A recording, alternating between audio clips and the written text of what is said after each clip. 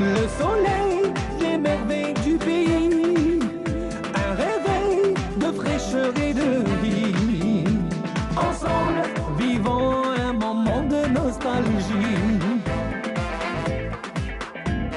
Mesdames, Messieurs, bonjour, ravi de vous retrouver en cette matinée du 9 novembre 2020. Nous serons ensemble jusqu'à 10h ce matin. Greg Hassan, dans sa rubrique, rendra hommage au regretté Mahfoud Kaddesh, l'historien et le militant nationaliste.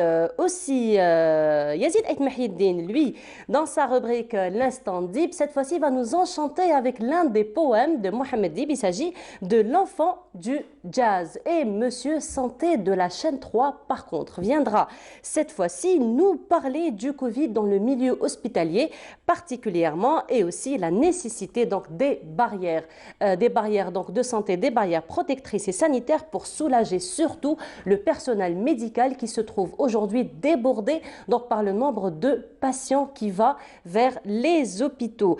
Une initiative privée aussi a lancé des ateliers en faveur des acteurs, particulièrement dans leur formation. Nous reviendrons ce matin. Et la rubrique habituelle du lundi avec Myriam qui volera justement à la tire quelques clémentines et viendra nous en parler ce matin de cet agrume ô combien important, riche en vitamine C, particulièrement en cette saison automnale et aussi hivernale, et la conjoncture actuelle surtout qu'il est très conseillé de prendre de la vitamine C. Voilà un peu pour le programme de cette matinée, mais avant cela, les nouvelles du ciel en compagnie de Amel Laribi.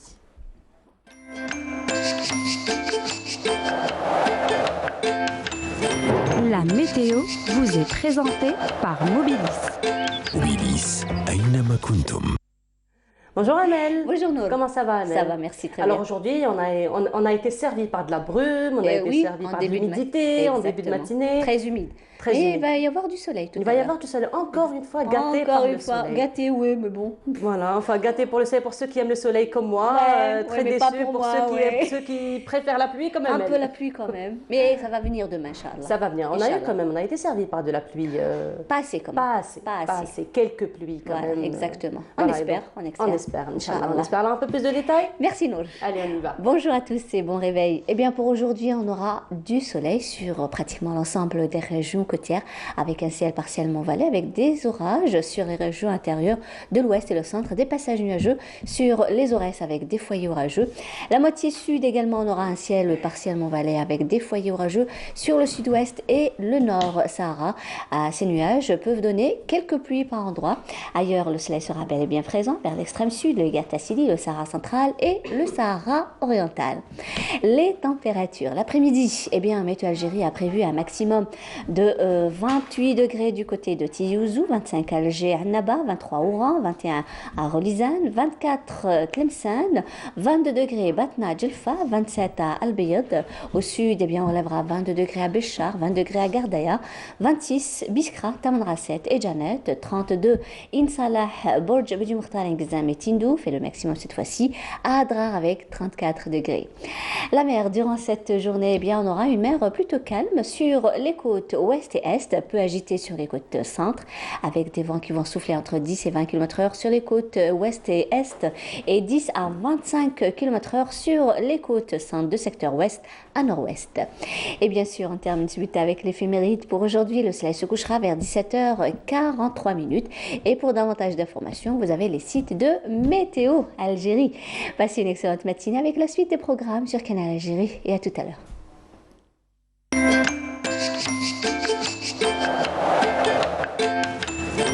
La météo vous est présentée par Mobilis. Mobilis, أينما كنتم.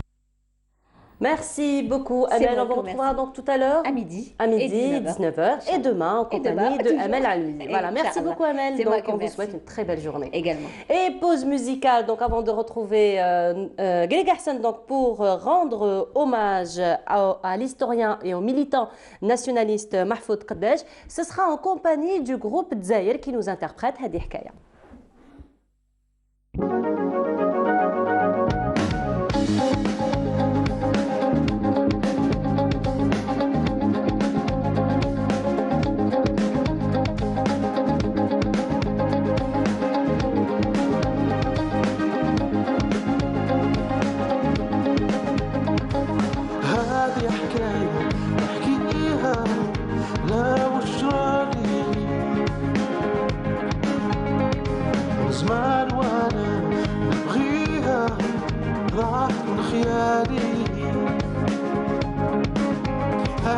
حكاية نحكيها لا وش جرالي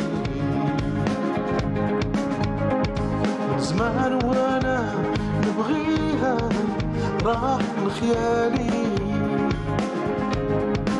علاش ما صبرت عليها علاش ما قدرت نعيش بلا بيها علاش ما صبرت عليها نروح وننسى ليها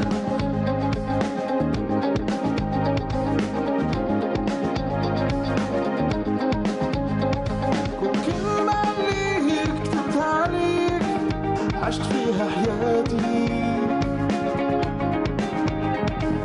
دايما شفت انا في عينيك حبك يحلالي علاش ما صبرت عليها علاش ما قدرت نعيش بلا بيها علاش ما صبرت عليها تروح وننسى ليها حبيت نعيش بعيد عليك ننسى ليها مالية حبيت نعيش بعيد عليك في قلبي ليك مكان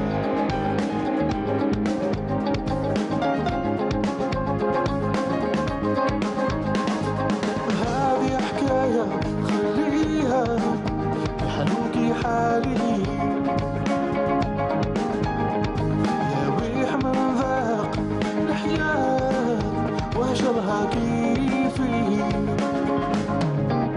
لاش ما صبرت عليها لاش ما قدرت نعيش بلا بيها ما قدرت نصبر عليها تروح وننسى ليها ننسى ليها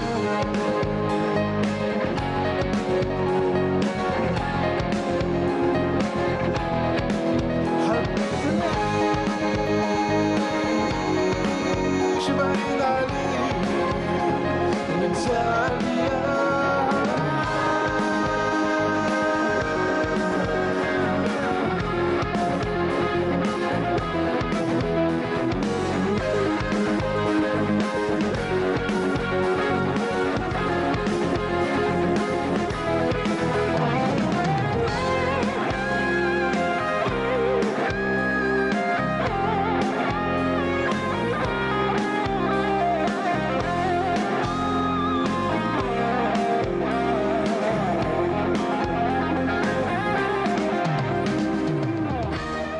Et de retour sur le plateau et Ahmed Galgassen vient de nous rejoindre. Bonjour. Bonjour. Comment ça va depuis la dernière fois?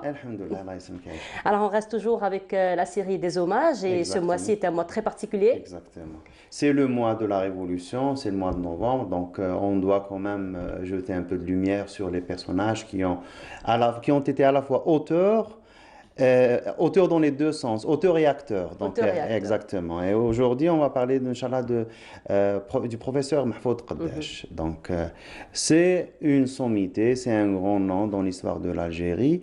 Et pas que ça, donc il est bien sûr il est connu comme étant un grand professeur d'histoire et de bibliothéconomie aussi. Il a créé l'Institut de bibliothéconomie, mais aussi il a été scout, il a été acteur dans le mouvement national. Il faut dire qu'il est, avant d'être historien déjà, il est lui-même militant national. Exactement, c'est ça. Et c'est ce qui fait la différence entre un homme de culture et un intellectuel. Un intellectuel, il prend position. Lui, donc, il a pris position pour sa nation, il a pris position en faveur de son peuple.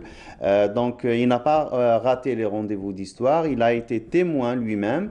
Et à la fin, il s'est rendu compte, après l'indépendance, que les témoignages, il fallait les enregistrer, il fallait garder les archives, il fallait écrire l'histoire, sinon, ou bien elle ne sera pas écrite, il y a des événements qui vont passer, on va les oublier, ou bien elle va être écrite par des gens qui vont leur donner une interprétation qui n'est pas la bonne.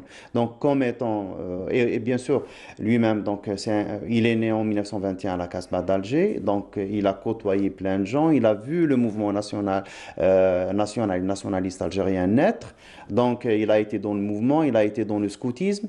C'est l'un des leaders, donc il a été l'un des premiers chefs scouts en Algérie, il a été chef du groupe El Qutb. Donc, il a côtoyé ces gens, il les a connus. Et à la fin, après l'indépendance, il est parti les voir. Donc, il a recueilli les témoignages, les archives, il s'est tapé tous les journaux de l'époque, il a lu, relu, et il nous a laissé une bibliothèque d'une, je ne sais pas, une trentaine de volumes qui passe en revue toute l'histoire de l'Algérie, depuis l'Antiquité jusqu'à la Révolution algérienne, l'histoire de la guerre de Révolution algérienne. Donc, c'est ça, c'est cette prise de conscience qui fait de lui un historien qui le distingue comme historien, parce que il a vu qu'il y a des choses qu'il fallait, donc il s'est tout de suite consacré à l'histoire, parce que c'est quelque chose de très important pour l'identité de la nation, pour l'identité du peuple. Il s'est attelé et il a consacré toute sa vie à ça. Donc c'est ça, Mahfoud Qaddash. Et en plus, vous lisez Mahfoud Qaddash, c'est vraiment le choix des mots.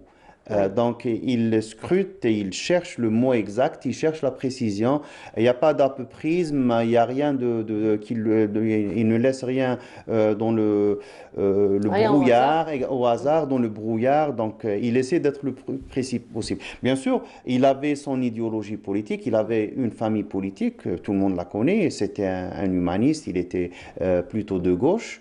Tout le monde le sait, lui et un tas de ses amis, mais ça n'a pas fait de lui, donc il n'a pas exclu les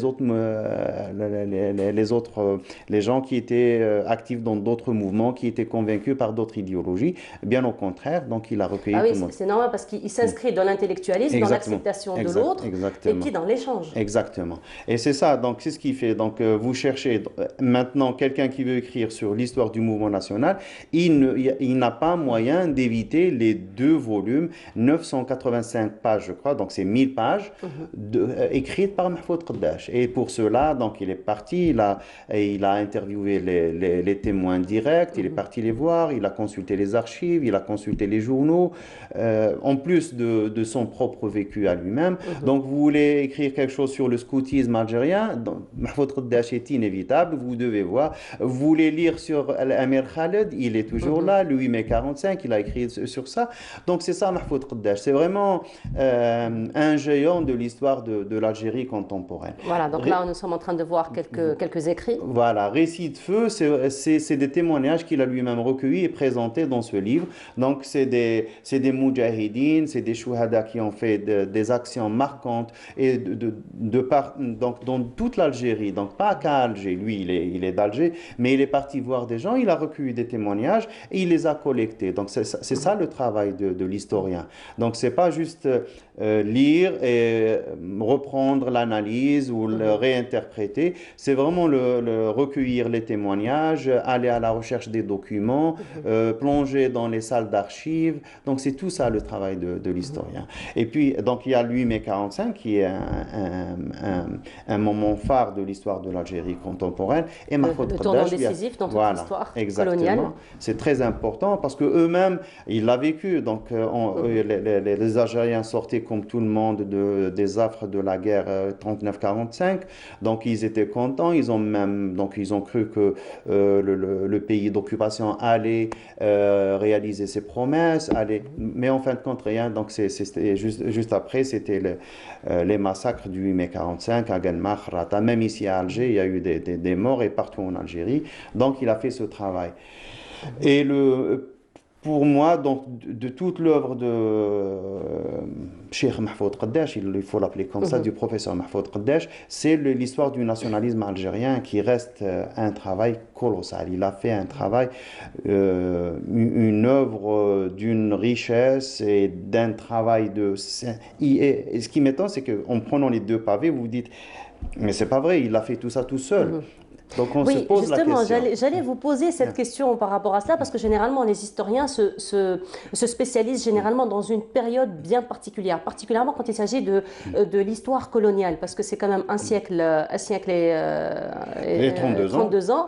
Donc un siècle et 32 ans, c'est quand même très riche en événements. Donc si on voit déjà à partir des résistances populaires jusqu'à l'indépendance, et généralement les historiens se spécialisent dans l'une des périodes, ce qui n'est pas le cas, comme vous le dites si bien, de Cheikh Qaddash. Bien sûr, professeur Mahfoud Qaddash, c'est un historien, mais pas que ça. Donc, c'est un militant de l'histoire. Donc, il avait un message, il se sentait, il avait un devoir envers son peuple. Donc, et il a bien compris le rôle de l'histoire et dans l'identité du peuple. Donc, c'est pour ça qu'il a fait tout ce travail. Et en plus, c'est des gens qui étaient motivés par une foi. Donc, une foi inébranlable. Bien sûr, c'est des musulmans, c'est des croyants. Ils avaient leur foi. Et ils avaient leur foi dans le peuple algérien. Donc, dotés de tout ça, armés de tout ça, motivés avec toute cette motivation, donc automatiquement, alhamdoulilah, Rabbi nzil baraka dans leurs travaux. Et on voit que c'est une bibliothèque qu'il a laissée. Donc, c'est 30 volumes. Et ça, et l'Algérie se libéra aussi, c'est l'histoire de la guerre d'Algérie, c'est l'histoire de la révolution algérienne, donc où il retrace tous les moments les plus importants. Et là, en tant qu'historien, si on est historien et on est acteur, donc on connaît quelques événements, on a tendance à ce que c'est le personnel qui va prendre le dessus, mais en tant qu'historien, non. Le choix des événements, le classement des événements, la priorité dans l'écriture de l'histoire, c'est quelque chose de tri. Donc c'est un tri qui est fait. Et c'est ça le rôle de l'historien. Et bien sûr, il a formé plein d'élèves à l'Institut de bibliothéconomie. J'en ai connu quelques-uns. Donc, qui ont beaucoup, bien sûr, l'Amir Khaled, c'est l'un des pères du nationalisme algérien. Il a travaillé aussi avec Jamal Gennaj, je pense, si je me rappelle bien. Il a aussi des travaux collectifs, il a des articles. Donc, je ne sais pas, comment on peut qualifier ce genre de travail, mais c'est très important. C'est très important. Et si maintenant on en parle, parce que, premièrement, bien sûr, on lui doit beaucoup. Il est décédé en juillet 2006. Et jusqu'à présent, son œuvre reste une référence pour l'histoire de l'Algérie. Et deuxièmement, c'est le doyen des historiens algériens. C'est notre aîné. Donc, on lui doit du respect en premier, comme à tous nos aînés. Et bien sûr, c'est quelqu'un qui nous a fait... qui a fait un travail pour faciliter le travail aux générations qui sont venues après lui. Donc, bien sûr, la civilisation, c'est un cumul, bien sûr, et on doit, bien sûr, avancer sur ce qui a été fait. Est-ce que son travail n'est pas critiquable? Je ne pense pas. Comme tout travail est perfectible.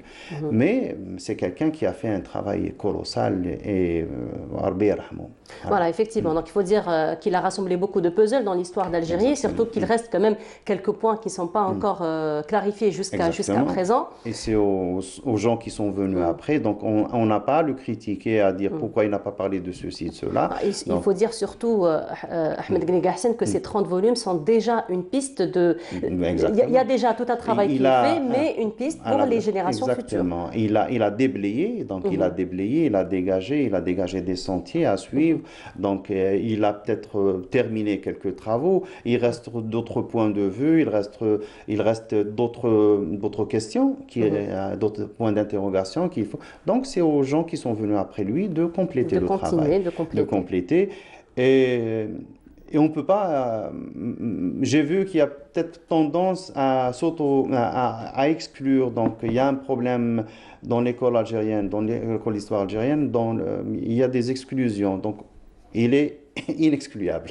On ne peut pas l'exclure, tout simplement. Voilà. Tout simplement. Du moment qu'il a touché à tout, c'est quand même une période d'un siècle et 32 ans. Donc, c'est pas rien. C'est quand même un travail colossal qui a été fait. Exactement. Et je me pose toujours la question, des gens comme ça, bien sûr, ils laissent derrière eux des bibliothèques très riches. Et je me pose toujours la question, est-ce que le professeur Qaddash n'a pas écrit ses propres mémoires? Est-ce que je me pose la question, je suis curieux de savoir, parce qu'on ne les a pas vues publiées, moi-même je ne les ai pas, peut-être qu'elles ont été publiées au moment où je ne les ai pas vues, mais je me pose toujours cette question et je suis presque convaincu qu'il a quelque part un récit sur sa vie, ses propres mémoires, et c'est très important de ramener son propre témoignage en tant qu'individu algérien qui a vécu le XXe siècle, presque, donc de 1921 à 2006, il a été témoin du XXe siècle, avec tous les rebondissements qu'il y a eu dans l'histoire de l'Algérie. Il l'a vu, il l'a vécu, il a écrit sur ça, il l'a analysé. Donc vous imaginez. Pas sur sa propre vie. Exactement. Je me dis que sûrement il a dû écrire quelque chose sur lui-même. Surtout que dans les 30 volumes qu'il a laissés, avec tous les travaux qu'il a laissés, il y a beaucoup d'objectivité dans la façon d'écrire. Oui, donc c'est l'historien qui parle, on ne ressent pas réellement la subjectivité, bien qu'il soit acteur donc de l'histoire. Exactement. Quand il parle, donc il garde beaucoup de neutralité dans ses écrits. Donc, et on ne va pas ressortir on va pas ressortir aucune sensibilité. C'est ça, parce que c'est normal. C'est quand même, il a vécu longtemps, il a eu une expérience terrible, donc il a connu des gens. Il a même été reçu par De Gaulle, lui et Mouloud Ferroun, en 1961, pour discuter du problème de l'Algérie. Ils lui ont dit que l'Algérie, vous devez discuter avec le FLN, pas avec nous. Parce que De Gaulle a eu à un certain moment tendance à choisir quelques représentants, soi-disant, de la société algérienne pour essayer de faire marcher une solution, sa propre solution. Mais tout le monde avait dit, de Cheikh Biyoud à professeur Qaddash, à Mouloud Ferroun, tout le monde lui a dit le FLN est inévitable, c'est le seul interlocuteur avec lequel vous devez discuter. Voilà. Voilà. C'est quand même des positions assez... il fallait le faire. Voilà, il fallait le faire. Ce sont des positions très courageuses. Exactement, parce que les gens étaient convaincus, les gens avaient foi.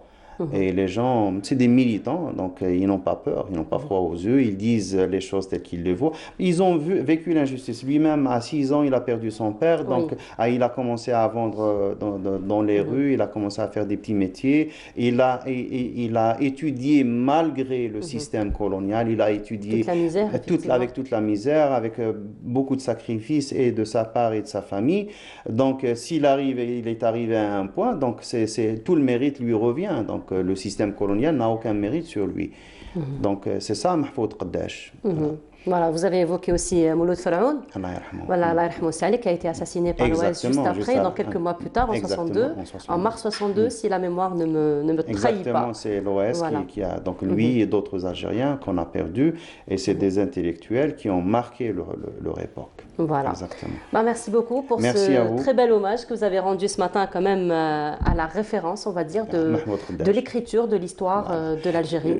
Si vous permettez, je remercie bien sûr toutes les pages Facebook que j'ai consultées, d'où j'ai pris ces quelques photos. Et je remercie aussi mon ami Hamid Tahari pour son livre Portrait, où il a fait un très bel portrait sur Mahfoud Qaddash. Voilà. Gaïga Hassen, il faut dire que ce matin, vous êtes bien armé. Exactement. Alors, votre bavette est doublée ce matin. Exactement, c'est la double bavette parce qu'on est arrivé à un moment où il faut qu'on prenne nos responsabilités. C'est très important. Maintenant, ça devient, en termes religieux, fard ayn. Donc, il faut qu'on revienne à l'essentiel. L'essentiel, c'est de préserver et sa vie et la vie des autres. Et donc, il faut être très prudent. On voit que partout, donc, le virus se propage de plus en plus rapidement. La tendance est haussière de façon terrible. Exactement. Et ça fait peur. On est en train de payer un peu le relâchement qu'on a vécu, ça fait quelques mois, surtout pendant l'été. Moi-même, on se moquait de moi parce que pendant tout l'été, je portais ma bavette et les gens me disaient non, il n'y a plus de corona, il n'y a plus de virus, c'est bon, c'est parti. Et voilà qu'on en revient. Donc, il faut qu'on revienne sérieusement et qu'on se prenne en charge. Inch'Allah, voilà. Merci beaucoup. Merci beaucoup d'avoir été parmi nous ce matin. On vous retrouvera lundi prochain, Inch'Allah, pour un autre bel hommage comme à l'accoutumée. Merci beaucoup. Et là, donc, on reste dans le domaine de l'art puisque la Galerie Racine, en ce moment, abrite une très belle exposition. Il s'agit de la symphonie des couleurs de Naïma Sadat Cherfaoui. Et c'est Sabrina Khalifi qui est partie donc visiter cette galerie. Elle est revenue avec ces très belles images. La symphonie des couleurs, une nouvelle collection de l'artiste autodidacte Neriman Sadet, qui a œuvré à surmonter l'enferrement de la suppression des activités culturelles imposées par la pandémie du coronavirus en réalisant une vingtaine de nouvelles toiles. Les dernières œuvres de l'artiste ont été exposées avec d'anciens travaux au niveau de la galerie Mohamed Rassim. Cette exposition organisée par l'établissement Art et Culture se veut un hymne à la vie et à l'espoir.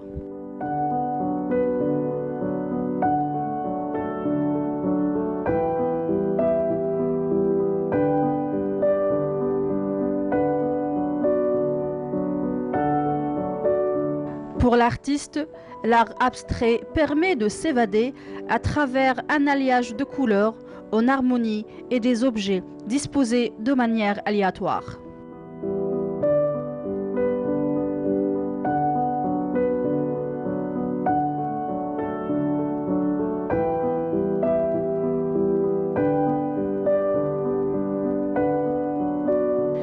Elle utilise différents matériaux naturels comme la pierre, le sable et les galets.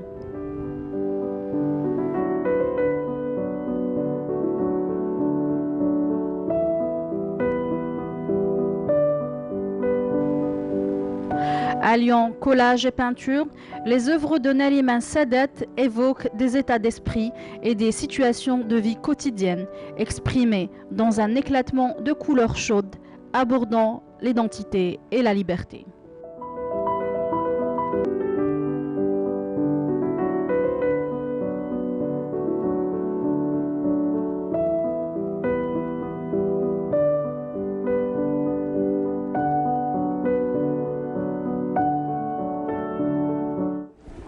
Et de retour, donc après la symphonie des couleurs en exposition, on va voir la symphonie des couleurs dans le cinéma, pourquoi pas, puisque nous avons avec nous une productrice, une fondatrice donc d'une maison de production, Amina Salem Kasta, bonjour. Bonjour. Marhaba bik. Merci de me recevoir. Là, c'est le mec, alors vous êtes productrice et vous êtes fondatrice donc de Alpha Tango Studio. Alpha Tango Studio. Tout à Voilà, fait. alors Alpha Tango Studio est une entreprise de Donc on est une boîte de production audiovisuelle, mais on est aussi un studio de tournage. Et on est aussi un lieu comme ça qui se transforme selon les différents événements qu'on donne. Donc en ce moment, c'est les formations liées au cinéma. Mais ça peut être aussi, on a fait Silimata Al-Hit l'année dernière, on a fait un événement pour Yenayer. Enfin voilà, on le transforme selon les différents projets qu'on a. voilà, selon les événements aussi Tout à fait. de l'année, ce qui s'impose. Exact. Voilà. Alors l'initiative quand même qui serait très intéressante, c'est celle liée à la formation au métier du cinéma. Oui. Donc chose qui n'est pas très développée, chose qu'on ne voit pas de façon vraiment très générale en Algérie, n'est-ce pas? Malheureusement, oui. Et Écoutez, vous j'espère avez que donc ça donnera envie à plein d'autres gens de le faire. Ça fait rêver quand même le cinéma. Bah, c'est sûr, oui, Ouais. oui, c'est sûr. C'est un beau métier. Il est difficile. Il ne faut pas croire que c'est génial. Enfin, vous y connaissez un petit peu. Mais c'est sûr que c'est un très beau métier, oui. Voilà. Et donc vous avez choisi de vous lancer dans la formation donc, des métiers du cinéma. Tout à fait. Bon, Métier pas lié au que, cinéma, hein, on on va fait dire. donc de la production audiovisuelle essentiellement, c'est ça notre corps de métier.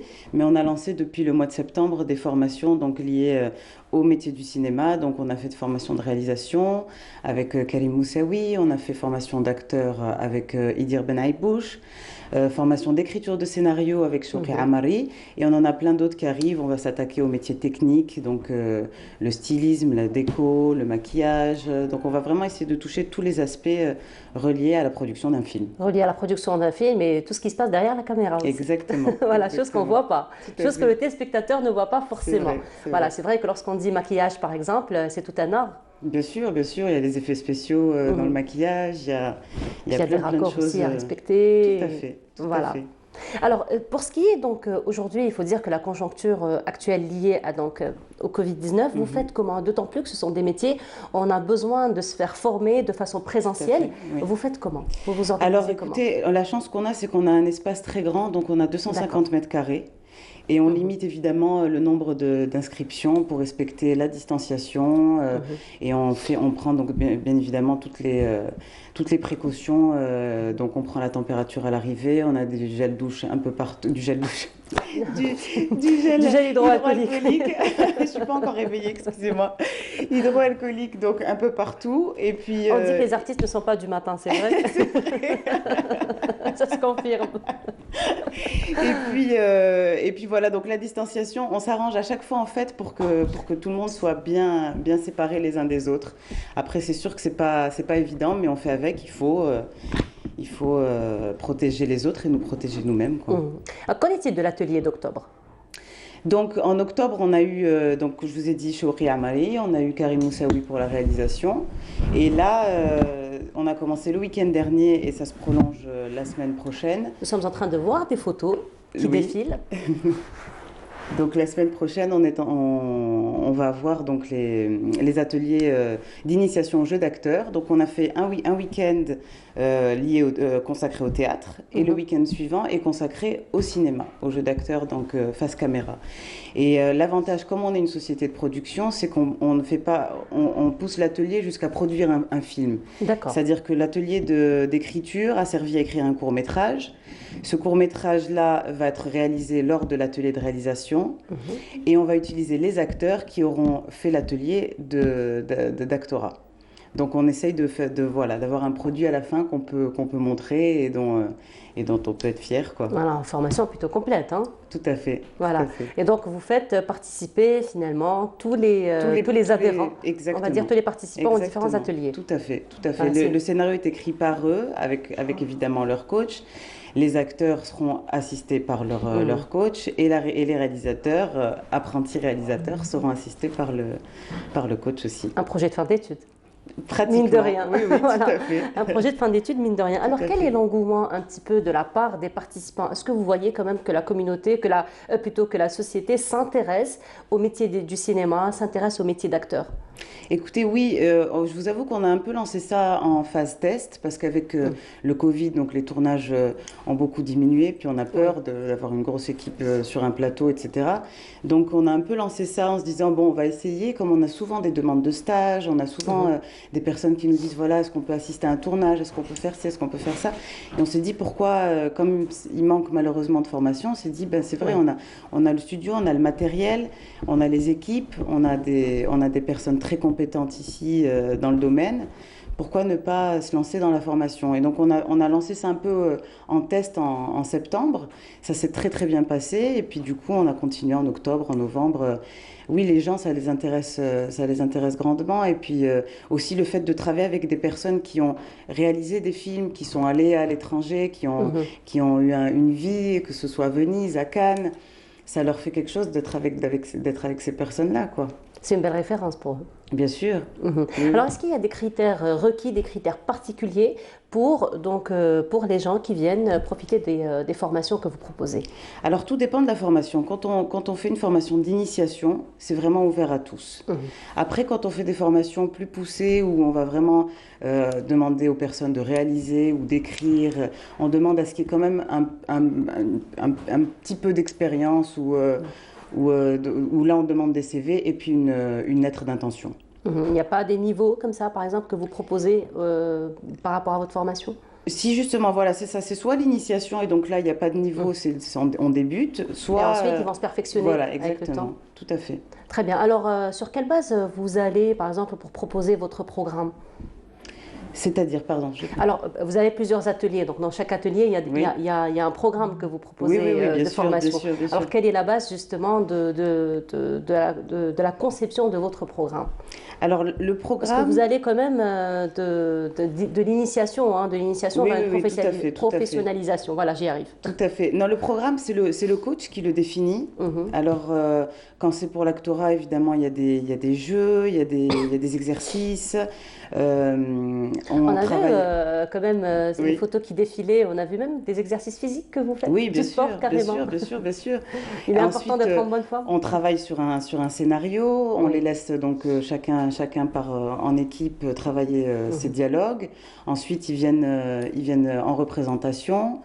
Et le dernier jour, en général, on fait donc face caméra, donc vraiment en conditions réelles. Il y a la lumière, la caméra, etc. Et puis ils viennent jouer. C'est impressionnant un petit peu pour les participants. Ah oui, beaucoup. La caméra, les projecteurs, n'est-ce pas? Oui, mais on trouve des pépites, hein, franchement. Que ce soit dans tous les ateliers, on a trouvé des personnes qu'on va se garder sous la main. Voilà, alors on va se garder sous la main. Là, vous me tendez la perche, justement. Quel serait le devenir donc, de ces participants aux ateliers que vous proposez?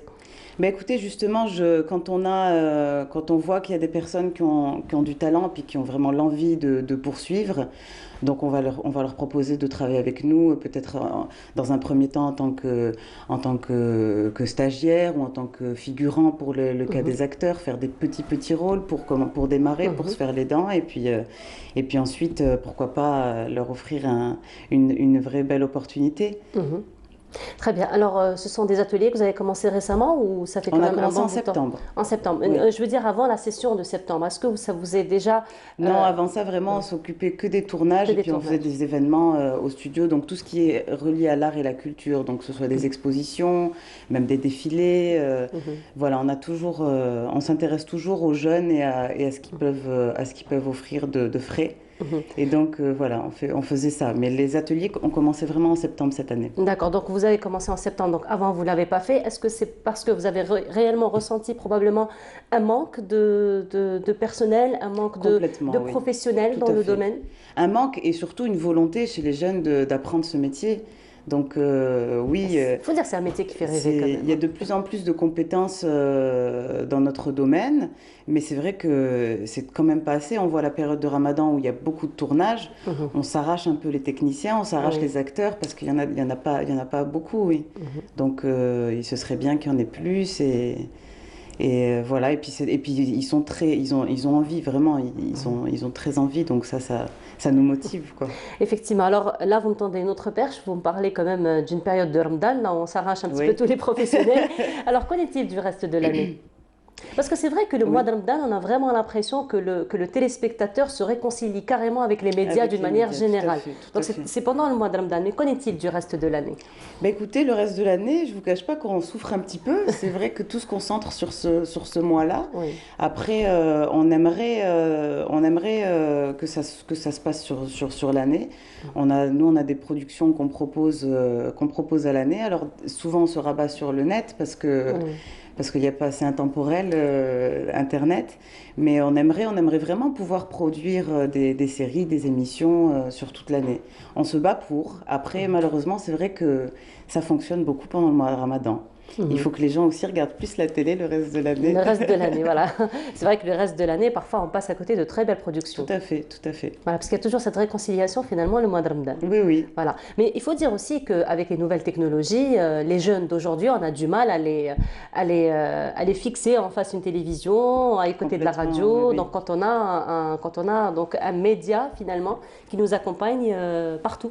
Exact. Les Et puis ils smartphones, préfèrent, c'est ça, ils peuvent le voir à l'heure qui les arrange eux, et sans les publicités, sans tout ça. Donc c'est sûr que c'est un avantage quand même Internet. Après, c'est sûr que chaque média a son charme et chaque média a ses avantages et ses inconvénients. Mais c'est vrai qu'aujourd'hui, on est dans un monde tellement speed, tellement que c'est souvent les shortcoms qui fonctionnent. C'est vraiment tout ce qui est programme court, quoi. Il faut aller vite, on veut vite voir et puis passer à autre chose. Voilà, c'est un peu triste, mais... Oui, c'est un peu triste, mais c'est un mode de consommation. On prend le challenge et puis on essaye aussi de proposer des programmes courts, mais proposer aussi des programmes longs, mais qui vont attirer le spectateur jusqu'à la fin. Voilà, en fait, vous vous adressez à des cibles bien particulières à chaque fois.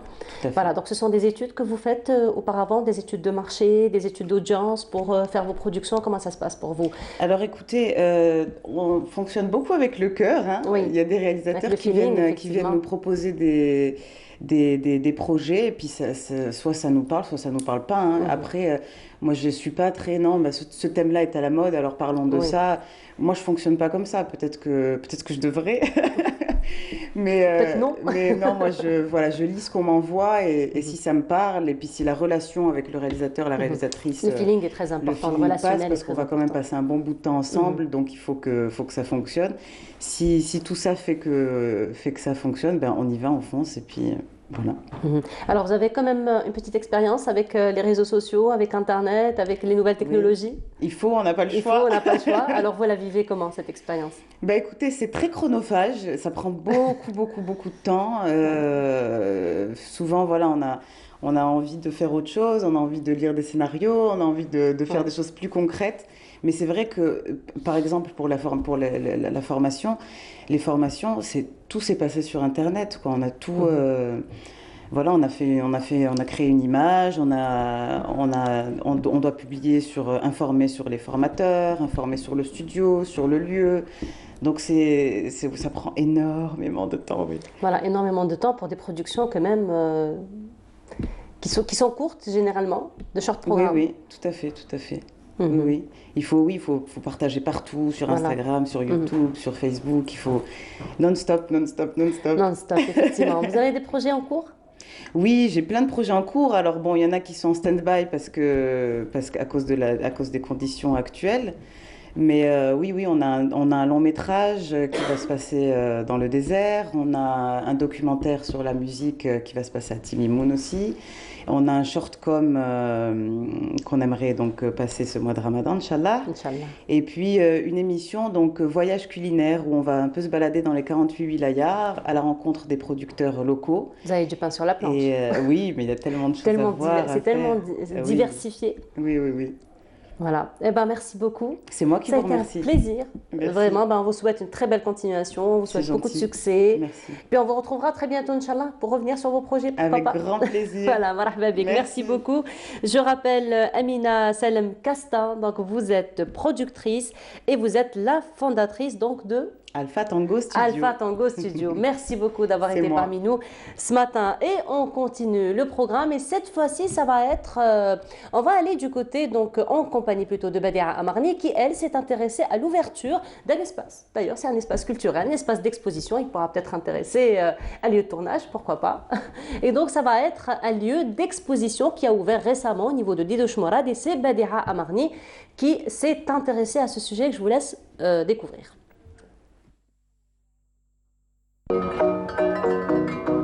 Au 82 rue Didouche Morad, une nouvelle institution culturelle vient de voir le jour. Elle fait à la fois office de résidence pour artistes et un espace permanent d'exposition.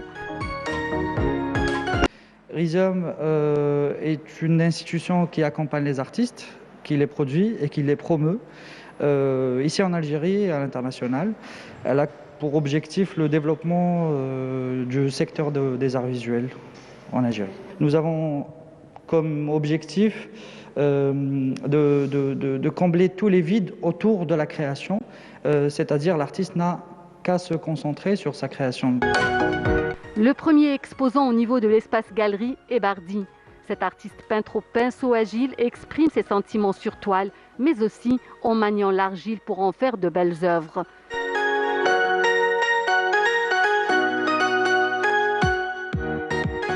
Alger, c'est une ville que j'admire et qui m'inspire beaucoup. On peut dire que c'est ma base de travail, c'est ma source. Ce projet spécifiquement, justement, voilà, on l'a appelé Stasis. C'est pour exprimer un peu ce blocage un peu universel, mondial, où il n'y a rien qui bouge.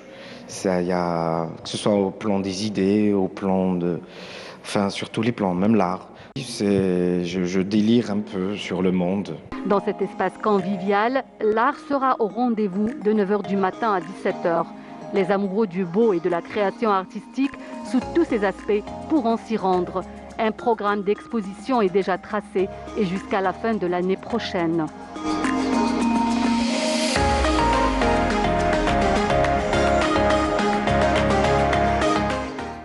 Et c'était donc un nouvel espace qui a été ouvert au niveau de Didouche Morad et c'est Badia Amarni qui s'était intéressé. Yazid, bonjour. Bonjour. Comment ça va, Ça Yazid? va, ça se passe bien. Ça se passe bien? Oui. Yazid, très heureux qu'il y ait un nouvel espace qui a ouvert. Absolument, oui. Et puis à Didouche Morad. À Didouche Morad. Oui, on peut aller à pied, et puis voilà. Et puis, voilà, accessible à tous. Il y a même des résidences, je pense, littéraires, artistiques, etc. Il y a eu pas mal d'artistes qui vont trouver au moins un espace où respirer. Effectivement. Mais ils doivent mettre la bavette aussi. Surtout. Voilà. Surtout. Qui ne vous quitte jamais, Yazid. Ah oui, elle est là, oui. Qui ne vous quitte jamais. Moi, je peux la mettre, hein. Je peux parler avec la bavette. Je ne sais pas si on entend bien. Oui, puis je peux marier les couleurs avec voilà, par exemple, pourquoi pas. Oui, regardez. Pourquoi pas. Voilà. Et je peux enlever la casquette. Hein. Ça vous fait un genre. Bon, laisser un peu le crâne respirer. Pourquoi pas. Et quand on voit le béret, on reconnaît Yazid. Hein. Ouais. Je vais enlever. Bon. Voilà. On ne va pas perdre du temps. Alors Yazid, justement, ce matin... Je dois sourire. À la demande de Manel Mebarki. Ouais. Notre caméra woman. Ah ouais. Voilà. Elle était avec nous. Elle était avec nous, oui, pendant un bon bout de temps. Elle est partie. Elle faisait le... Musique. Musique. Non, zapping, c'est ça. Ouais, et tu avais fait un petit peu... Oui, après, elle nous a zappé par la suite. Insolite, c'était insolite, voilà. Ouais, Nassima Zaidi s'est bien rappelé. C'était insolite, oui. Insolite. Je me rappelle même, une fois, Manel nous avait fait des quiz, elle nous faisait des quiz le matin. N'est-ce pas? Il faut enfin, il nous faut quand même un gros plan sur Messi, voyons quand même. Elle veut pas. Ah, Je sais juste pour qu'on se rappelle de toi. Missa El Khafa, c'est ça. Voilà, elle arrive. Elle arrive. Je viens en gardant la distanciation. Voilà. Salut Manel. Regardez-là. Et voilà. C'est Manel Mebarki. Voilà. Pour ceux qui se rappellent. Qui sait, hein? Oui, pourquoi pas. Voilà. Pourquoi pas, donc avec le zapping et l'insolite. Et puis les quiz que tu nous proposais chaque matin. C'était les lundis matins, je me rappelle très bien, comme aujourd'hui. Voilà. Donc après la pause Manel. Après la pause Manel, on va aller à l'instant. Deep. À l'instant Deep. Voilà, à l'instant Deep. Donc on rappelle que c'est une rubrique que vous proposez, Yazid, à l'occasion donc du centenaire de la naissance de cette grande pointure de la littérature algérienne, Mohamed Dib. Voilà, la dernière fois, donc, on a parlé de Ombre gardienne. Oui. Et on a rappelé que Mohamed Dib a écrit son premier poème à l'âge de 15 ans. Un poème lumineux, dédié à un astre, Vega. Et après, c'était Ombre gardienne, formulaire. Il y a même un poème intitulé Feu, beau feu. Et en 99, il a commis L'enfant jazz. Et un recueil de poésie gratifié de tous les honneurs. Il a eu le prix de l'Académie Mallarmé en, je pense, en 98. Voilà, c'est... Alors, on va juste montrer le livre, Yazid, si tu permets. Ah oui, vous allez me voler le livre, oui. Après, moi, je me rappelle. On va après, juste moi, l'emprunter. je me rappelle pas de tous les poèmes, je dois lire. On va juste l'emprunter, on va pas te le voler, on va te le rendre. Juste l'emprunter pour que le téléspectateur puisse voir un petit peu la couverture et avoir une idée donc, du livre et pourquoi pas se procurer. On le trouve au niveau des librairies, Yazid? Au niveau des bouquinistes, oui. Les bouquinistes, je ne sais pas s'ils sont toujours présents à cause du Covid, mais sinon, je pense les bouquinistes à Ridi Douchourad, à Alger, peut-être à Tizi Ouzou, à Oran, à Naba, à Tlemcen, je pense. Mais c'est vrai que les éditeurs sont appelés à rééditer. Ah oui, à rééditer, parce que là, c'est des éditions Marsa qui est déjà une coédition. Parce qu'il faut dire quand même que Yazid, particulièrement pour les œuvres de Dib, il y a beaucoup de personnes qui voudraient quand même les découvrir, d'autres les redécouvrir pour ceux qui le connaissent déjà. Et on a vraiment du mal à se procurer finalement certains titres de Mohamed Dib. Pas tous, parce qu'il y a eu quand même des rééditions. D'ailleurs, notre Meissa. Oui, Meissa, elle est à la recherche de Baba Fakran et des contes pour enfants. Le chat qui boude. Le chat qui boude. Donc, c'est vrai, c'est une urgence pour la réédition, réédition des livres de Dib, que ce soit les contes pour enfants, la poésie. Il y a aussi l'Obé Ismaël, il y a pas mal de recueils de poésie qu'on ne connaît pas. Alors justement, Yazid, par rapport à la poésie de Mohamed Dib, il faut dire que Mohamed Dib, il est beaucoup plus connu par l'auteur-écrivain que le poète, finalement. Ah non, au contraire.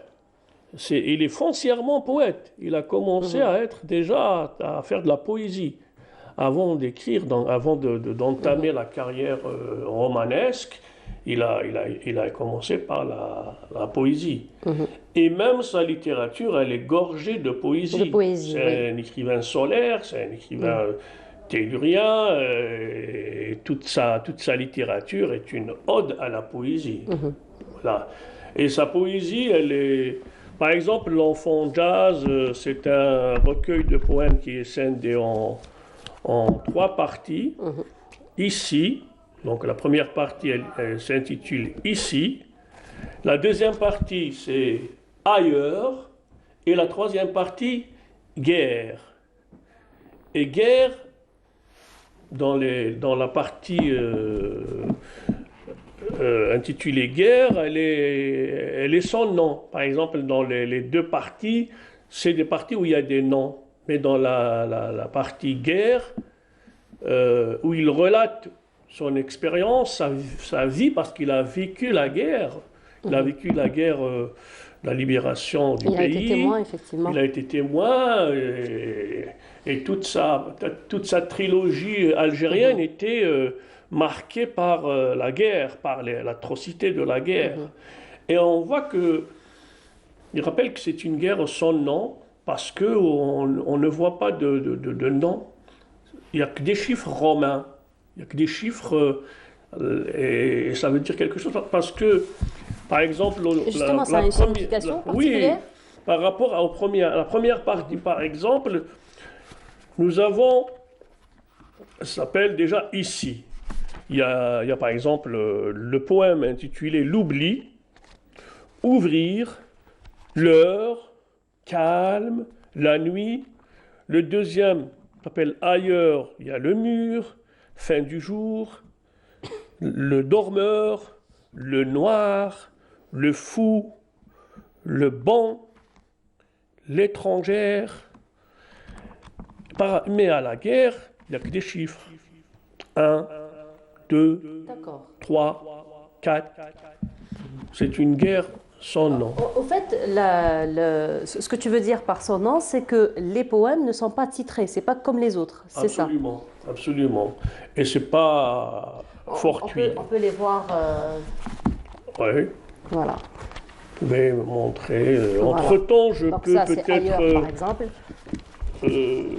rappeler, par exemple, que la poésie de Mohammed Dib est une poésie dépouillée. C'est une poésie, notamment dans l'enfant jazz. Voilà, donc là, c'est titré comme on le voit si bien. Et dans la guerre, donc ce n'est pas titré finalement. Ouais. C'est numéro. C'est une expérience qu'il a vécue. Ça a une signification particulière, Yazid? Eh ben, j'ai fait juste la comparaison pour dire la guerre, elle est terrible, elle est sans nom.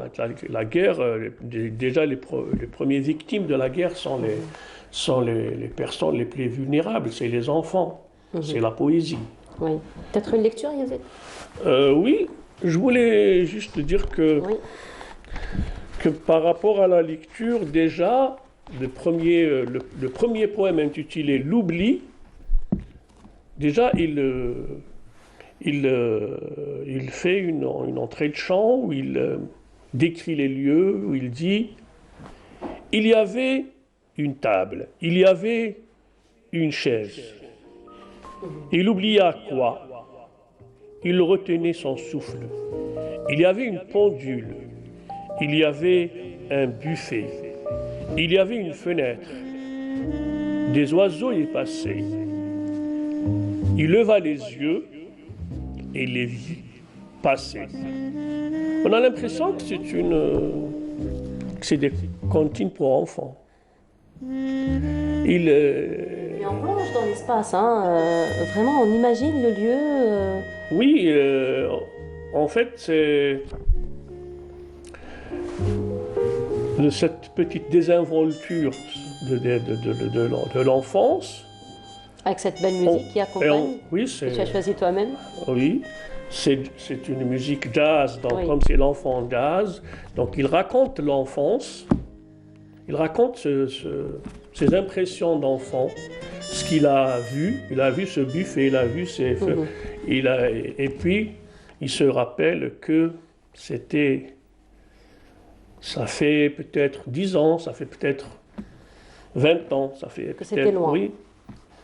Et c'est ça la vie, c'est un instant.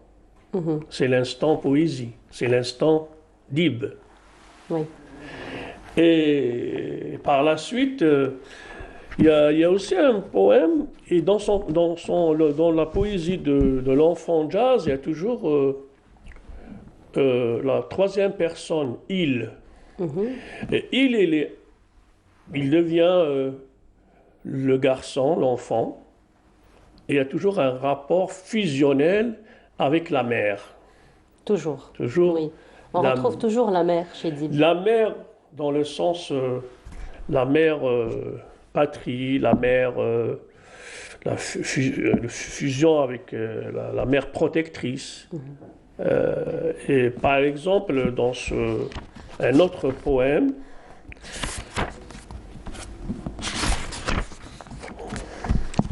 un autre poème où maintenant c'est plus la troisième personne, mais c'est ça. Ah, mais là, il me faut quand même mes lunettes parce que je... Les yeux. Ça va, je souris toujours? Merci, je vais sourire alors. Grâce à toi. Ah, la gardienne de l'image. Oui, elle m'a contaminé avec le sourire. Et quelle belle contamination. Voilà. Regarde-moi, pas dans la poésie. Regarde-moi, moi, parce que je te parle à toi. Ça ne savait rien faire, que dormir dans les coins. Ça poussait des plaintes, il ne savait que dormir. La pendule qui berçait ne savait rien d'autre. Il n'y avait que ça, et que lui, que sa mère. Le jour pouvait rayonner, ou la lampe veillait luire. Que dormir, ça ne savait faire que ça, rien d'autre. La pendule parlait, tiens, et nous aussi, des fois. Ça ne savait que dormir, et ça ne se réveillait pas. Donc on voit également dans cette poésie, dans ce texte, ce rapport fusionnel entre l'enfant, il ou ça, parce que ça, oui, c'est un objet, et c'est aussi il, c'est aussi la troisième personne, parce qu'on a commencé par ça. Et ça devient un jeu de mots aussi. Oui. Donc, dans l'enfant jazz, c'est de la poésie dépouillée. C'est une poésie silencieuse. C'est une poésie on n'en retrouve pas cette comment dirais-je, ce lyrisme ambiant, ce lyrisme emprunté de la poésie classique française de Hugo et des grands poètes français. C'est une poésie quand même qui respecte la prosodie ou la rythmique, on dit en arabe l'arod, de la poésie française. On retrouve des catharins, on retrouve des alexandrins, on retrouve jusqu'à une strophe à 12, à 14 rimes. Mais c'est un travail, par exemple, c'est l'écrivain Tengour qui a consacré tout un travail sur la poésie de Mohamed Dib, et il parle de ce travail rénovateur, cette forme d'innovation dans la poésie. Parce que tout en restant Dib, cette personnalité imposante de la littérature, ce grand monsieur qui a fréquenté l'école des grands, de Camus, de Sénac, un renom international quand même. Oui, quelqu'un qui a été préfacé par Aragon. Ouais. Mais il a su aussi être celui de son temps, de la jeunesse, dans les années 2000, la fin des années 90.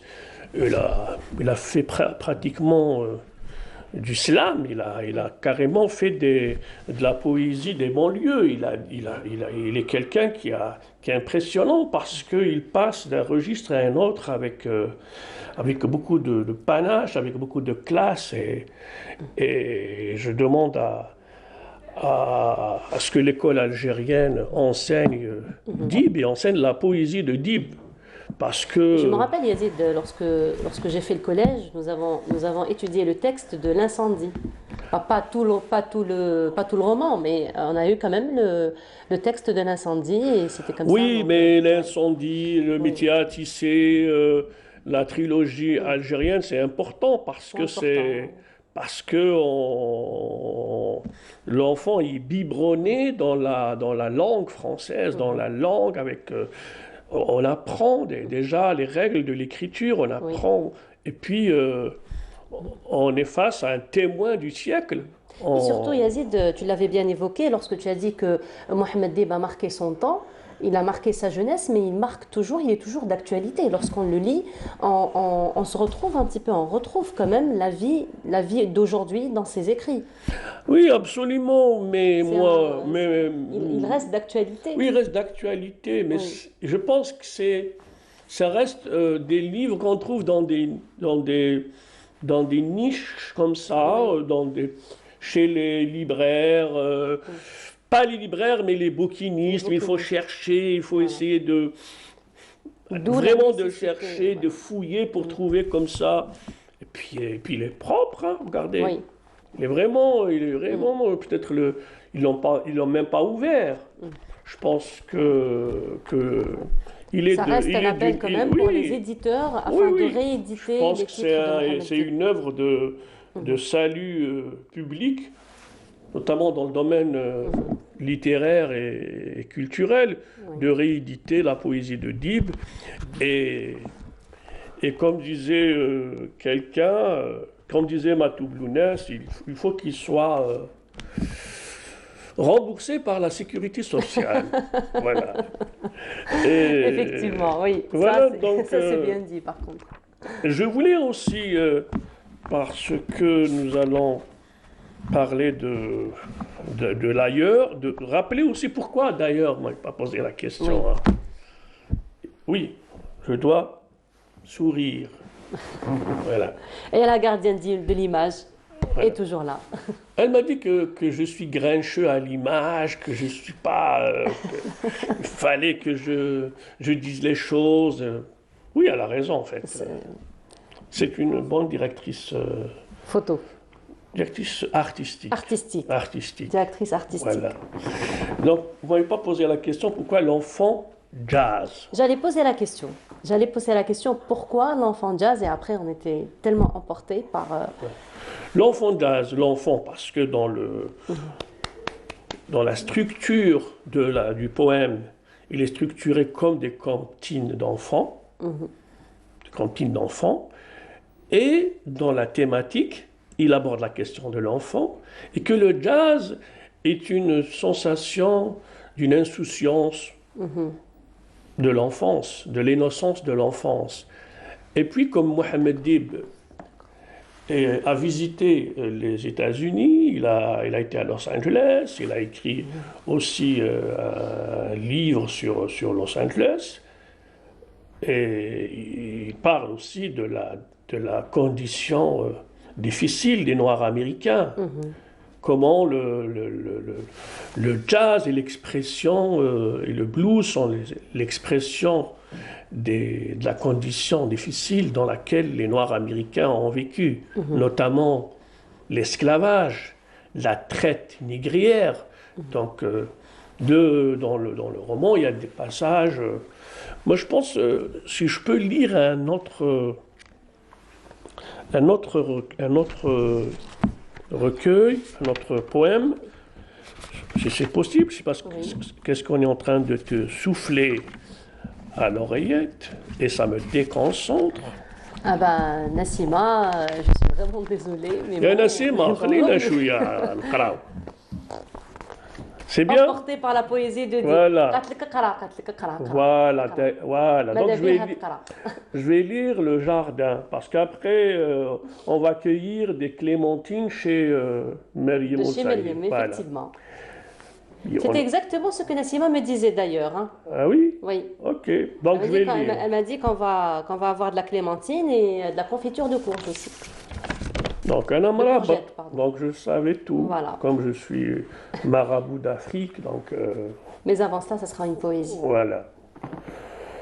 Le jardin dormait noir, et parfois soupirait. ce n'était que bruit, noir dans l'obscurité.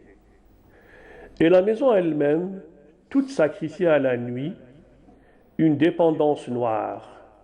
Pourtant, c'était là, et qui allait faisait halte et répartait son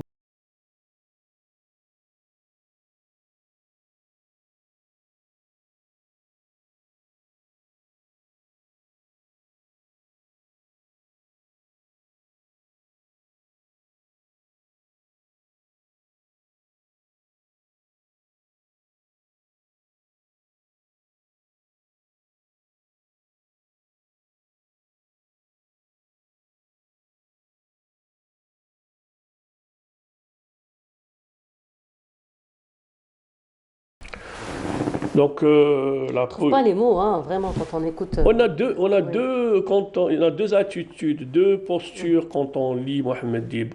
D'abord, on pense que c'est facile. Il y a des mots faciles que tout le monde, c'est des cantines d'enfants et que tout le monde peut se prêter au jeu. Et par contre, d'autres te disent Mohammed Dib, la poésie ou l'œuvre de Mohammed Dib, elle est hermétique, elle est inaccessible, elle est difficile. Peut-être que c'est par rapport au sens qui se cache entre les mots, entre les vers. Je pense que c'est un peu, il faut un petit peu dépoussiérer les choses, essayer d'y aller au-delà de la paresse qui nous... Oui. Voilà. Et comprendre que dans chaque œuvre, il y a une quête du sens. Et dans la quête du sens, le sens, il peut être carrément lyrique, carrément esthétique. Une belle rime peut-être peut nous provoquer une émotion, peut nous apporter du bien-être intérieur. Et dans cette quête du sens, il a un rapport assez particulier à des signes de la vie, à l'arbre qui est le règne végétal, au règne animal, à l'humain. Et il arrive quand même à créer une connexion entre ces entités qui nous entourent et il leur donne de l'amour qu'il en a. Et je pense que c'est ça un peu le sens de la littérature. Elle est pas... Elle sert à quelque chose. Ce n'est pas que littérature. C'est plus que ça. Voilà, c'est la quête du sens lui-même. Donc il y a toujours une morale quelque part qu'il faut essayer finalement de faire ressortir. Et comme il est témoin de son temps, je voulais également inviter les téléspectateurs à apprécier un passage. Je pense que c'est un passage...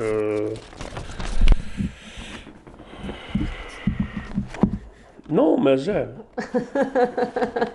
Il est en train de lui souffler pour lui dire classe. Mais non, juste elle n'est pas en train de me souffler pour me dire classe, elle est en train de me souffler pour me dire alors où est-ce que vous en êtes? Voilà. On est à la page 126.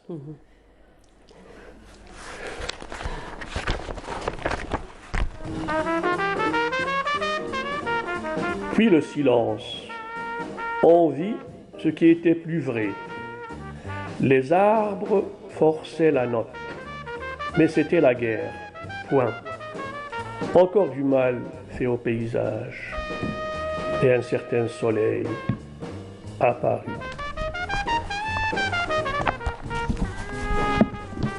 Je pense que j'ai fini. Mais moi, par contre, j'ai pas encore fini. Je voulais juste savoir. Donc là, tu avais fait quand même quelques lectures. Et donc, pour revenir un petit peu à la différence que tu avais fait entre les trois parties donc, de ce recueil de poèmes, ce que tu viens de lire maintenant fait partie de quelle partie? C'est la guerre. C'est la guerre. Arrête d'écouter ça, Nassima. Non, j'étais très concentrée. Ah, c'était la guerre. concentrée. Vous voulez que je lise un autre poème? Peut-être un autre poème. C'est Elle veut, Nassima, bien sûr. Elle veut, Nassima, elle veut. Ok. Elle veut. Aïe, ça. Bon. Il fit un rêve d'arbre. Elle était debout sous le ciel. Les bourgeons éclataient. Une lumière l'éclaira, qui l'accompagna jusqu'au soir, et son rêve l'abandonna. La nuit compta les balles, le jour compta les morts. On attendait la saison d'après. Donc, comme on dit que c'est un témoignage de ce qu'il a vécu. Et il a vécu vraiment la guerre. Effectivement. Il était même, pendant la Deuxième Guerre mondiale, il était même traducteur pour les Alliés.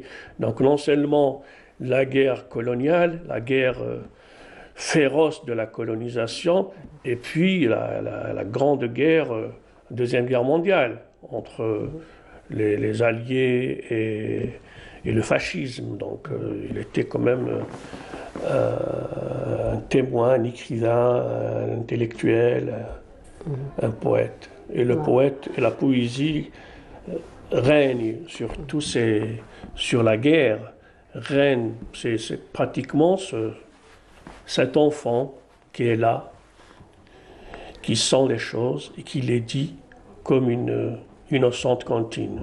Voilà. Yazid, merci beaucoup pour cet instant d'hymne qui était très riche en émotions aussi. Tu restes quand même avec nous, merci à toi. Et à Nassima aussi qui nous a donné le temps. Parce que vous étiez toute oui à m'écouter et à m'apprécier. Et merci pour la directrice artistique qui m'a conseillé. Et merci à Nassima qui nous a donné le temps aussi pour apprécier tous ces moments. Qui m'a conseillé, mais avant tout, elle m'a dit que tu étais grincheux. C'était pour la bonne cause, Yazid, pour la bonne cause. Alors Yazid, tu restes avec nous.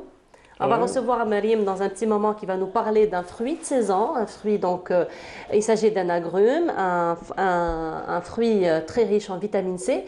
Et la particularité, c'est que c'est un fruit 100% algérien, qui est d'origine algérienne. Il s'agit de la clémentine.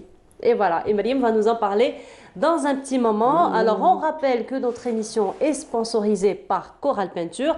Et avant de retrouver Mariam Oussaïd, je vous propose ce reportage de Maya Amrani, elle qui s'intéresse à la confiture de courgettes.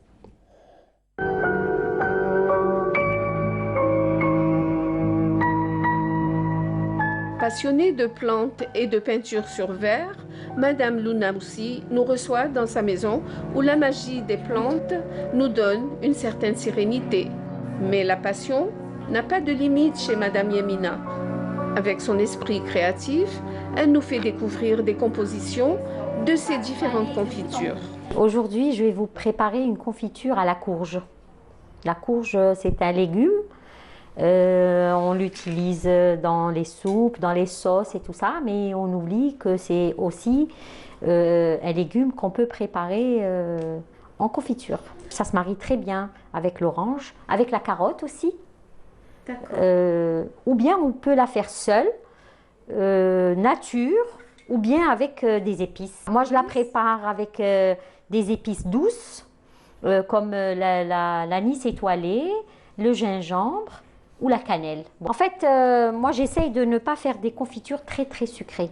Donc j'utilise le minimum de sucre pour la conservation. Je vais commencer par peser. Je pèse le fruit, le légume, c'est pas... Voilà, je prends 1 kg, 650 g de sucre. Généralement, je la prépare 1 à 2 heures avant pour pas rajouter de l'eau. La saison des courges bat son plein. Peu calorique, riche en vitamine A, vitamine C, calcium, fer et zinc, et en minéraux et oligo-éléments, des nutriments essentiels pour lutter contre les virus hivernaux. Je mets quelques anis étoilés et quelques bâtons de cannelle. Voilà, pour la douceur. On ne met pas en poudre, en bâton. En bâton. En bâton, pour pas que ça colore trop. Et puis moi, j'aime bien mettre des épices entières, comme ça, quand je la mets dans les pots, je mets toujours un petit bâton et une fleur d'anis dans les pots. Ça fait joli.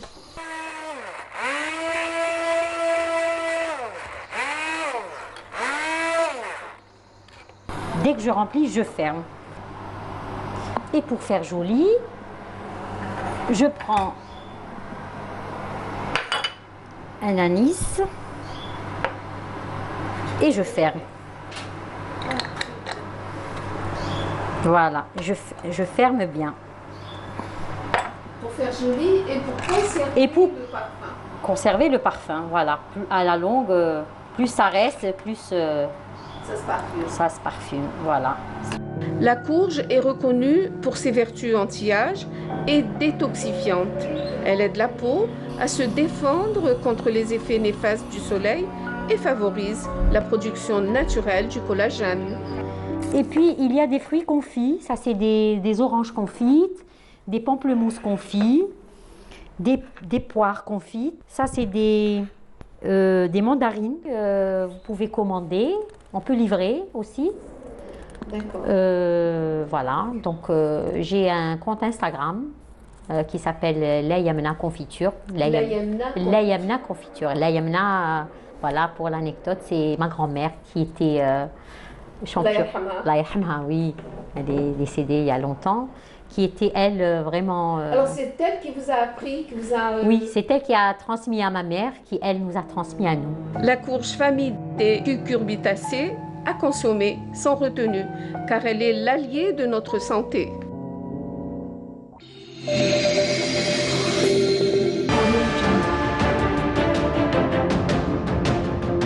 Enfin une peinture algérienne aux normes internationales.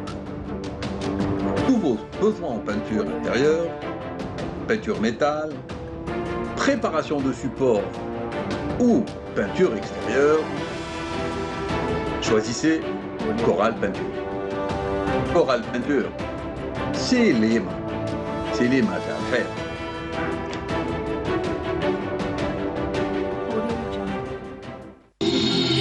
Et nous rappelons que notre émission est sponsorisée par Coral Peinture. Voilà, c'était donc un reportage de Maya Amrani qui, elle, s'est intéressée à la confiture de courge à consommer, comme le dit si bien notre directrice artistique, c'est ça Yazid? Ouais, Manel Mebarki, à consommer avec modération. Voilà. C'est la star à du consommer avec modération particulièrement, donc s'il y a une quantité de sucre raffiné, surtout le sucre blanc, avec une quantité quand même assez importante dans la préparation de cette confiture. Par contre, nous allons parler d'un fruit à consommer sans modération, cette fois-ci en compagnie de Myriam Oussaïd. Myriam, bonjour. Bonjour. Comment ça va, Myriam? Très bien. Très bien. Alors aujourd'hui, on va parler d'un fruit. Oui, la star de l'hiver. Oui. De l'Algérie. Exactement. Je suis très contente aujourd'hui qu'on va parler d'un fruit typiquement algérien. Voilà. Typiquement algérien, exactement. Oui, puisqu'elle est née à Oran en 1920. Donc, c'est le père Clément qui a découvert on va dire par hasard, hein, c'est pas vraiment lui qui a fait la manipulation pour obtenir la clémentine. En fait, il avait un verger de mandariniers et autour, donc les abeilles font ce qu'elles veulent, la nature fait ce qu'elle veut. Donc, ce qui s'est passé, c'est que la petite abeille a ramené du pollen d'oranger et ce qui a donné la clémentine. Voilà comment est arrivée la clémentine. Donc, dans son verger de mandarinier, il voit une autre espèce qui pousse, donc beaucoup plus douce, avec une couleur différente de la mandarine. Donc, c'est de là qu'est arrivée. Plus petite, donc la couleur aussi est différente. Donc, comparée à la mandarine, la clémentine a une couleur orange légèrement moins prononcée et avec beaucoup de vert. Donc, c'est la particularité de la clémentine. Ah, c'est comme ça qu'on reconnaît alors. Exactement. Donc, la couleur est totalement différente et bien sûr, la grande particularité, ce qui a fait le succès de la clémentine, c'est qu'elle n'a pas de pépins. Donc voilà, donc, cette hybridation a donné un fruit qui n'a pas de pépins. Et il faut savoir qu'un clémentinier, la clémentine est généralement stérile. Donc ce qu'on fait, c'est qu'il faut avoir un porte-greffe et greffé. Donc c'est pas comme les autres agrumes. Bon, généralement, tous les agrumes, c'est un petit peu toujours le même principe. Il faut un porte-greffe, il faut avoir un greffon et tout de la variété qu'on veut. Mais la clémentine, étant donné qu'elle n'a pas de pépins, donc on est obligé de reprendre toujours la même variété de l'arbre mère. Mais il faut savoir...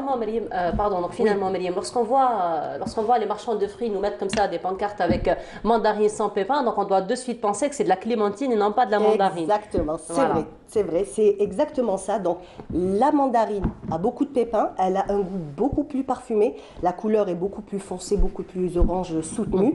Et au niveau des pépins, c'est vrai que c'est pas la joie parce que c'est pas il y a beaucoup de agréable, pépins, ouais, c'est pas effectivement. agréable. Donc, c'est pour ça qu'elle a eu beaucoup de succès, c'est pour ça qu'elle s'est vraiment répandue très très rapidement. Il faut savoir que les agrumes, la mandarine nous vient de Chine, donc elle est arrivée dans le bassin méditerranéen où elle a trouvé le climat approprié. Il faut savoir que l'Algérie, la Tunisie, Maroc, Espagne, la Grèce, Turquie, donc tout ça sont des pays producteurs de mandarines au départ et maintenant de clémentine puisqu'elle commence un petit... Bon, c'est pas qu'elle commence, alors on va dire qu'elle a vraiment pris le dessus comparé à la mandarine, donc elle a pris, on va dire, la vedette, elle lui a volé la vedette. Il faut dire à aussi la que les mandarine. pays méditerranéens sont producteurs des agrumes de manière générale aussi, Oui, parce que le climat s'y apprête. Le climat s'y apprête, mais il faut savoir qu'aussi il y a d'autres pays, d'autres continents, entre autres l'Amérique latine.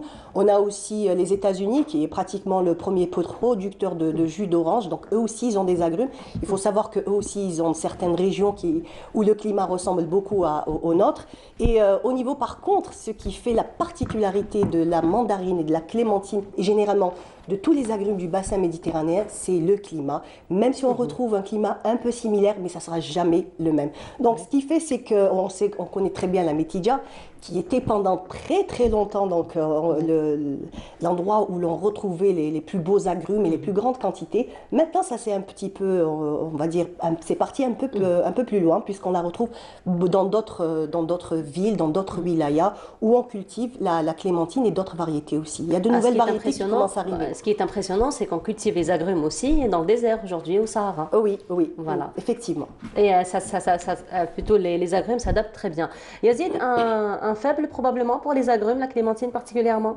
Oui, on a commencé déjà à apprendre l'anglais avec la clémentine. Oh my darling, oh my darling, oh my darling, clémentine. Oui, effectivement. C'est vrai ou pas? Si, c'est vrai. C'était l'un des premiers cours, effectivement. Ouais, et puis du côté de Ouled Faïd, t'as arrêté de garer n'importe comment pour acheter de la clémentine. Ah, c'est difficile. Sans pépins, c'est ça? Sans pépins, voilà. Sans pépins. C'est très agréable quand même de manger la clémentine de cette manière sans pépins. Et puis ça a un goût quand même. Mais il y a de la clémentine avec pépins ou...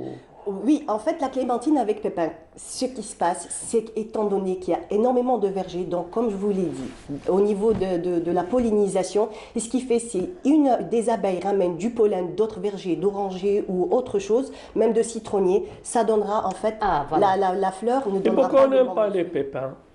Ça gêne, c'est gênant, c'est tout. Enfin, bouche, je parle pour moi. Mais est-ce qu'il sert à quelque chose le pépin? Replanter peut-être. À replanter, oui, mais ça ne vous donnera pas de la clémentine, ça donnera un agrume sauvage tout simplement.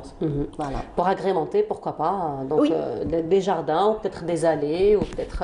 Et puis ça sert aussi, Yazid, les pépins pour les petites expériences, pour les écoliers aussi, pour leurs exposés. Et les huiles essentielles, enfin pas l'huile essentielle, mais plutôt l'huile de pépins, de mandarine, de citron. Tout ça, en fait, il faut savoir que quand dans les usines de transformation où on fait du jus, on récupère la pulpe pour en faire des marmelades et même les graines ensuite, elles sont parties pour extraire les huiles de mandarine, de clémentine, de citron. Donc tout sert, en fait, rien ne se perd jusqu'à la peau où on peut en faire des fruits confits, où on peut tout simplement les mettre à sécher. On a tous fait ça à la maison, le met sur le chauffage pendant l'hiver, et on récpère le parfum. Donc, mandarine, c'est par rapport à mandarin, par rapport à la Chine, c'est pour ça qu'on dit mandarine. Parce que vous dites qu'elle est originaire de Chine. Oui, c'est la mandarine. Oui, la mandarine. Voilà, mais la clémentine...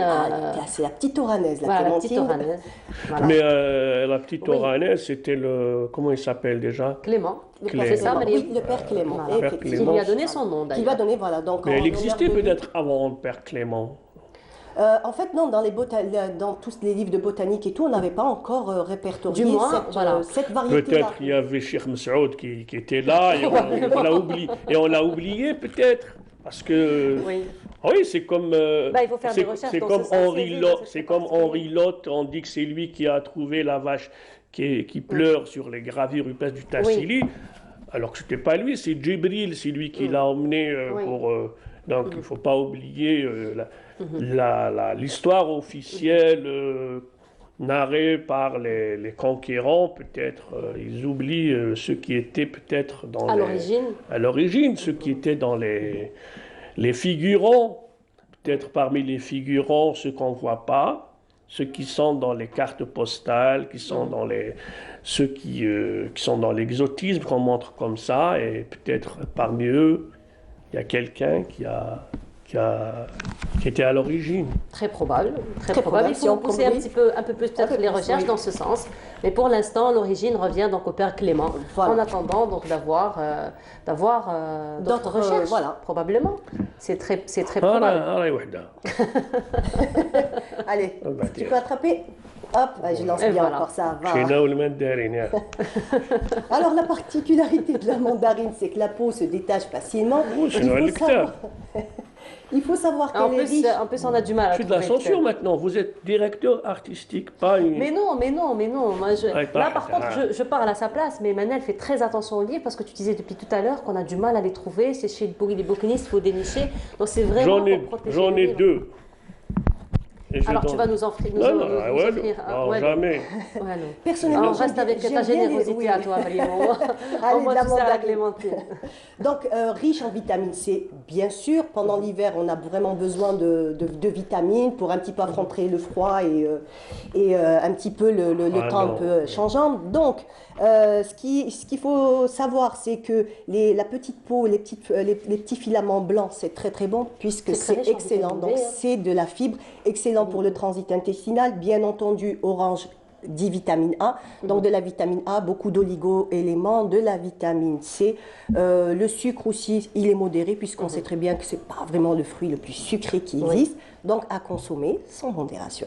Allez. Voilà, sans modération. Le prix, au niveau du prix, elle varie entre 150 dinars jusqu'à 300 dinars de kilo. Oui, bien entendu, parce que quand même c'est les primeurs, elle vient d'arriver sur les étals, c'est normal, elle est toujours un petit peu chère. C'est les prix du marché de Nash ou marché de Nash, Bled Fay, Bouzzaria, j'ai les prix de pratiquement Alger et ses environs. Merci beaucoup, Mariam. Je t'en prie. Voilà, alors on va voir si elle n'a pas de pépins. Moi, j'en vois un déjà comme ça. J'en ai vu un, deux, oui, 3. Voilà. Donc, pas vraiment de la clémentine à 100%. On va voir au niveau du goût. Alors, celle-ci, il n'y en a pas, mais j'en ai trouvé 3. Alors, très sucré, super. Alors, c'est vraiment le fruit, quand on a soif et on n'a pas d'eau à côté, ça sera vraiment le fruit qui va vous désaltérer et vous donner... Mais il ne faut pas oublier de laver les mains avant de manger. Je me suis désinfectée juste avant. Il ne faut pas oublier. On se désinfecte. On est tout le temps avec le gel. Il faut le montrer à la télévision pour que les gens... il est toujours là. Voilà. Il est toujours là. Il faut le montrer. Voilà, il est toujours là. Et voilà. Voilà. Très bien. 10 sur 10. Voilà. Alors, on applique toujours le dicton algérien qui dit « Les meilleurs chez Semen ». Non, je crois qu'il est plus de... non, franchement, il est plus d'actualité. On va laisser un peu de côté ces derniers temps. Voilà. Merci beaucoup, Mariam, donc, pour ce magnifique partage très sucré. Merci. Donc, profitez, la saison est très courte. Donc, profitez-en. Voilà, donc on se retrouvera la semaine prochaine. J'aime bien ce qu'elle fait, Mariam, notamment cette partie un peu didactique, comment elle explique les choses aux téléspectateurs. C'est pas évident. Et de le dire, on a un temps record et c'est vraiment... et puis, elle joint le geste à la parole et elle se nourrit. Il faut dire que Mariam, elle a la main verte aussi. Hein. Donc, si on lui confie nos pots de fleurs... Elle se nourrit et elle invite les gens également à se sucrer de clémentine parce que c'est la vitamine C. Voilà, merci beaucoup. Merci Yazid. Effectivement, surtout. Merci Mariam, merci Yazid. Nous arrivons à la fin de notre émission. On rappelle que notre émission est sponsorisée par Coral Peinture. Merci beaucoup de nous avoir suivis.